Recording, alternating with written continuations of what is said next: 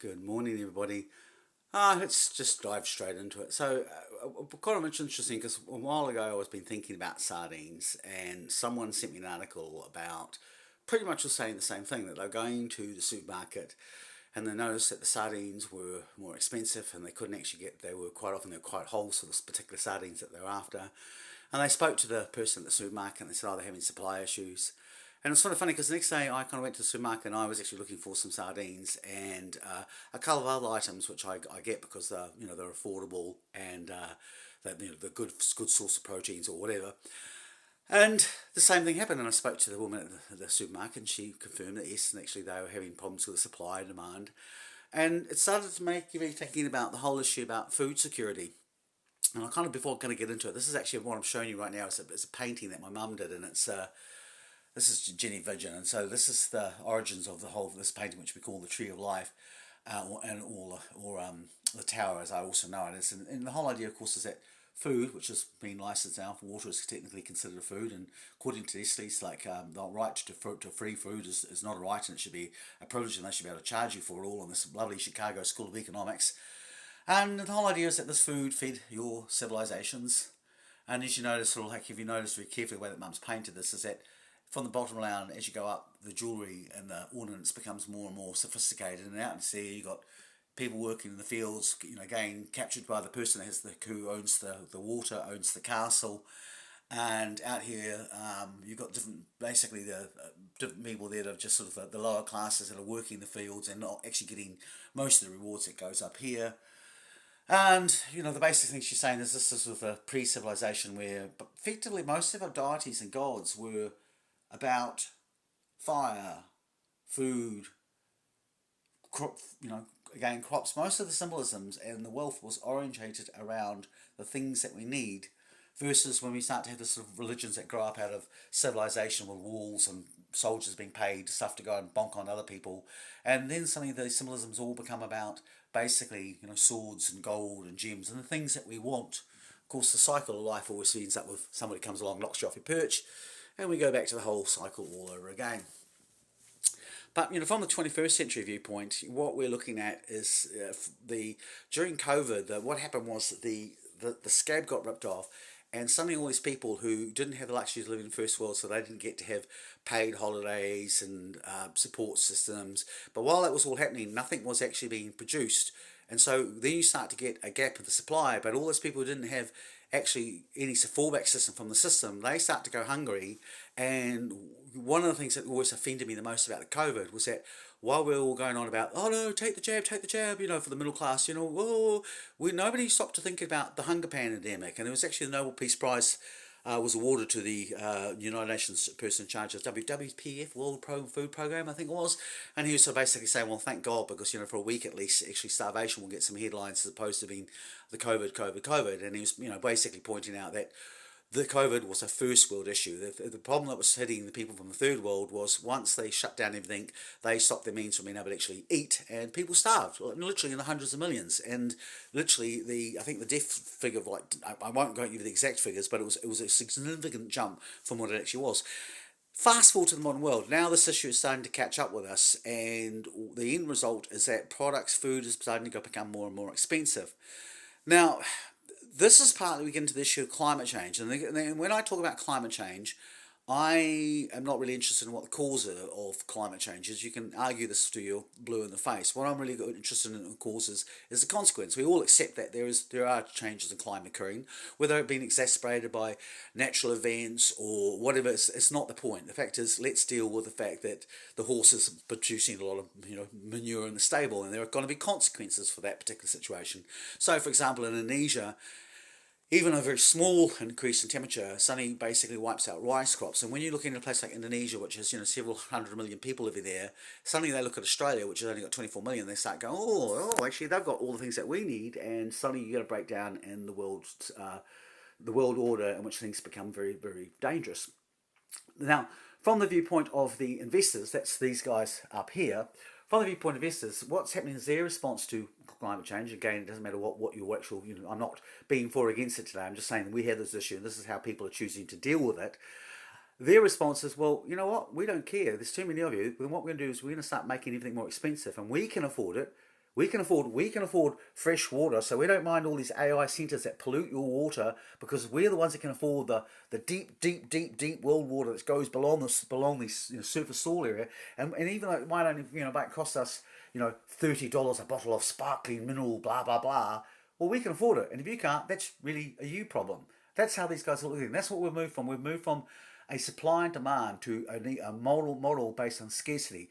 And this is the whole thing about, again, when we turn around, we start to pull back and we look at things like the economic, the AI, all this AI technology, and also ramping up of AI. The whole point is what it does is it removes these guys. We don't need these people anymore. So it doesn't matter. We don't have to negotiate with people. We don't need to give them days off. We don't need to have to worry about whether they can afford nice luxuries. It's a you can take it or leave it kind of deal, because at the end of the day, these machines actually only have to service these people. So it's only the whole relationship of wages and supply and class. And this is a whole situation which we're waging for at the moment. Is that lots of people like to really stir up the culture. Certainly New Zealand First, for example, Act. They really like to stir up the cultural war aspect, because to do so means that it just to flex away from the fact that, wait a minute, there's only a few people that can afford this, and it's actually a class issue we're dealing with. It's an issue of we have a class with technology can actually effectively shut out. They don't need the rest of it. So the rest of you guys, it's the Terminator, and that's pretty much where we're actually heading for. And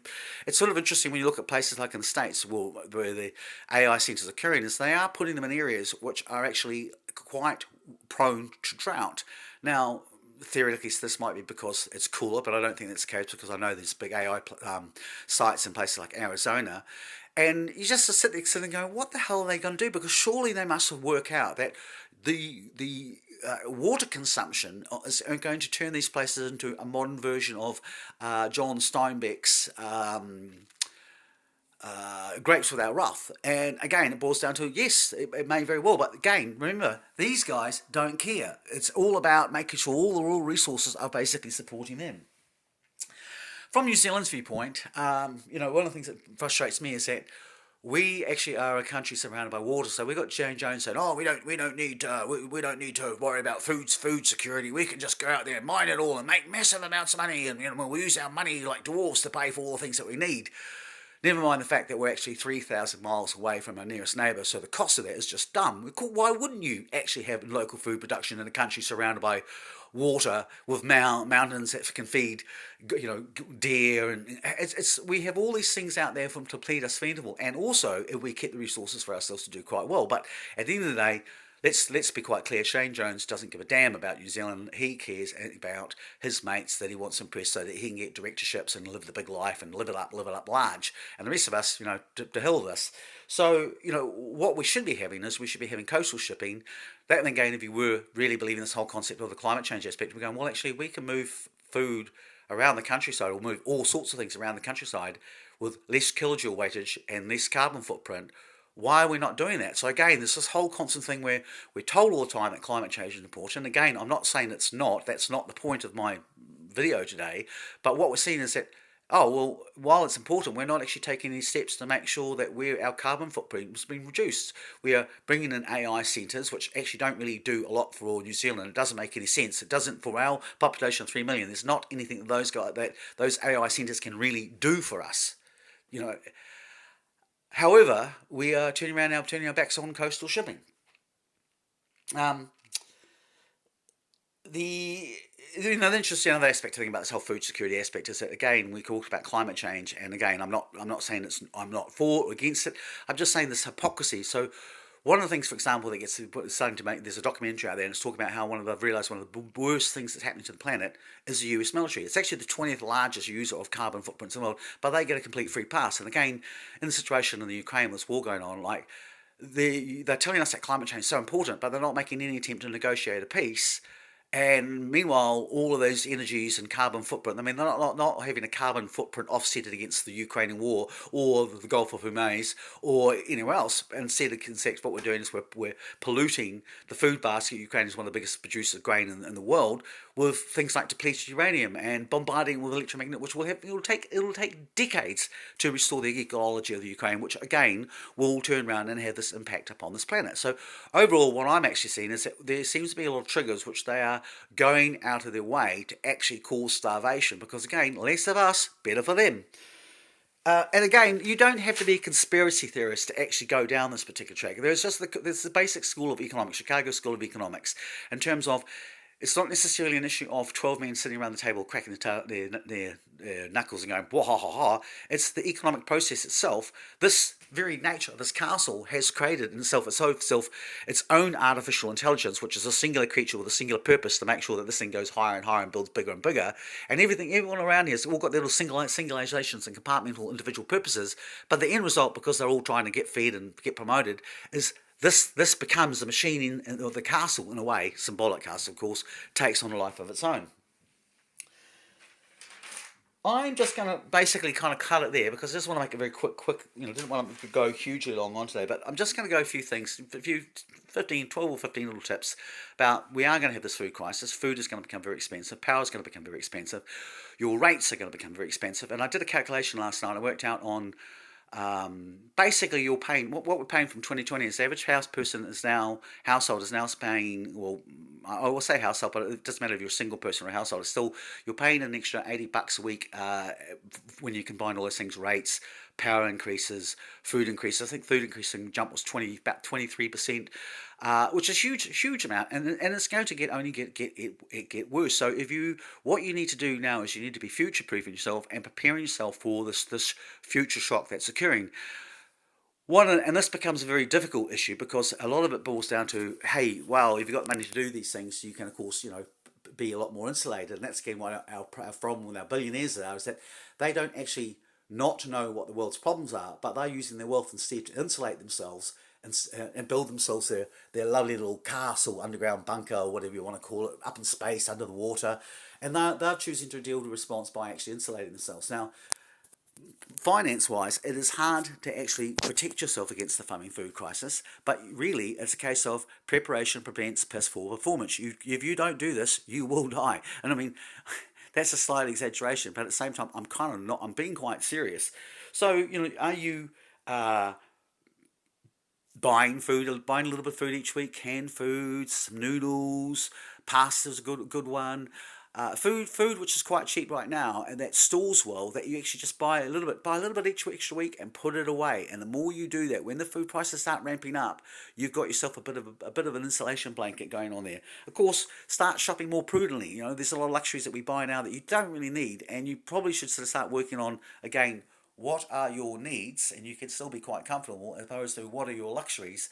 And a lot of our luxuries actually are not that good for us anyway. Chocolate biscuits. But if you do want this stuff, then learn how to bake, learn how to pickle, learn how to do things from scratch. It's always cheaper if you build food from scratch, and normally not better for you and a lot tastier. But at the same time, pickling, baking, these are all ways that you can store, fill up your larder, and get your larder actually as chocolate food as you possibly actually can. Solar power, gas, these are all things which you want to start doing now. You want to, for solar, from the viewpoint of solar will just start to become more and more expensive, as in a country like New Zealand with more and more AI, what we're going to have is more and more increased power shortages. And in fact, they're actually pretty much telling us this is what's going to happen. So having a little bit of solar power means that you can still be operational on the days when you don't have power, but it also means it's going to reduce your power bills, because those power in New Zealand is largely owned by foreign companies, are going to start going up and up and up along with everything else. And we're already seeing that. I think it's 8% is what they're actually going up with. Also, silver, silver's a funny one at the moment. It's worth a separate video. But again, solar uses a lot of silver, so silver prices are going to go up. So again, buying silver, right now it's getting sort of going down, it's heading downwards, which is actually a good time to buy. Buy it because that's stuff that actually largely is inflation proof. It's not going to drop. At the end of the day, it's not going to become less than the money that you buy. It may slow down in its growth, but overall, arc-wise, it's good-wise, and again, it's inflation-wise. So even if you can't afford to buy hundreds of dollars of silver every week, well, buy a little bit each month, and it all soon builds up pretty damn quick. And the sooner you do it, the better your bulletproof vest is going to be down the road. Group buy. Buy in bulk, buy with groups of people. The more you buy, the cheaper it is. Group eat, likewise. Maybe you've got a group of friends, you have Monday night, Tuesday night, all that stuff. That's less electricity you're using, and overall, based down that the old adage of many hands make light work. And again, the more stronger your community is, the better you're going to actually be able to weather the storm. And nothing bonds people than actually sitting down over a table. Forage, learn to go out there. I mean, of course, I'm lucky. I live in a rural environment. We have all around me. We have fruit trees. I can go down and fish if I really want to get keen. It's not that hard to get hold of a rifle and go out into some of the areas in Congo where there's like deer and so on. But you don't even have to be that particularly over the top. There are things like the little ferns on the side of the roads. Like when you get them, they shoot when they take off. They make really good for salads. And again, if you start just going looking at things like Whole Earth Catalogue, New Zealand variety, doing a bit of research, there's a lot of stuff out there just around us which we don't think of food because we've been conditioned, and it's there. And again, if you start doing it now and you start building it up, eventually people will start clicking on, and we'll be back to my mum's generation or my mum's generation of, no, and don't, and along the adage of don't waste food, which is, but they were very resourceful, and part of our growing up was very much going out there and doing blackberry picking and all these things which we don't do anymore, but once upon a time that was just what people did because they went through the war and they had to make their larders last longer. And when I say stock up, it's not just about food. It's about your, medicines, your supplements. It's your clothing, anything that you can get hold of now. Just when you've got stuff that you might have long gone if you had an extra cup of coffee. No, start spending it on stuff that's actually said it's all about future proofing. You know this wave's coming, so it may not be fear, but it is what it is. Um, and again, that also extends to things like if you've got your pets, stock up for them as well, because pet food isn't going to get any cheaper, and neither are the costs that are around it. And I said again, I've talked to you about prioritisation. Do you really need that Netflix versus do you want to make sure that you can have a nice full belly each week? And again, reading is actually pretty good. Again, I mentioned the Whole Earth Catalogue, but go online, learn about herbs, learn about the ways that you can skin your own food, scale your own food preparation. I mean, the more you know how to become self-sufficient, again, the cheaper the cost it's going to be. So these are my little points, and there's actually a lot more research because I was actually a bit stunned when I started to look into what are the plans for people, because normally the internet people are really good at it, but there's not a lot out there. We all know the storm. We all know what the problem is, but no one's really been focusing on the solution. And again, from my viewpoint, I guess it's one of the things what I'm sort of trying to do with this Deadline TV aspect. Well, it just for my news page each week is I want to try and start putting stuff in there that's health wise and helping us prepare for the shocks we know they're coming. So now we need to start future proofing ourselves. So there you are. That's my little lecture this morning about food security and some of the things that you can do to weather the storm. Again, I know some people don't have a lot of money, and I just having to talk about this with my neighbour today. But look, if you go to the shops and you're spending, I don't know, $70 on groceries, is it really that hard to make an extra $75 and bang, you bought yourself 4 packets of noodles? And if you do that each week and you buy, okay, this week I'm going to buy some chili, couple cans of chili, I might buy some spicy tomatoes, just doing a little bit each week. If by the end of the year you will have quite a good, and you should be doing this anyway because things like emergencies as well should be coming on, but it's I know it'd be great if you had a few $100 you go to the supermarket and buy all you want, but life doesn't actually work like that, and you've got to work with what you've got. But the whole idea of saying that, oh no, I can't do that, well then you're just becomes a self-fulfilling prophecy. No one's going to come and rescue you. You've got to learn to figure out ways to rescue yourself.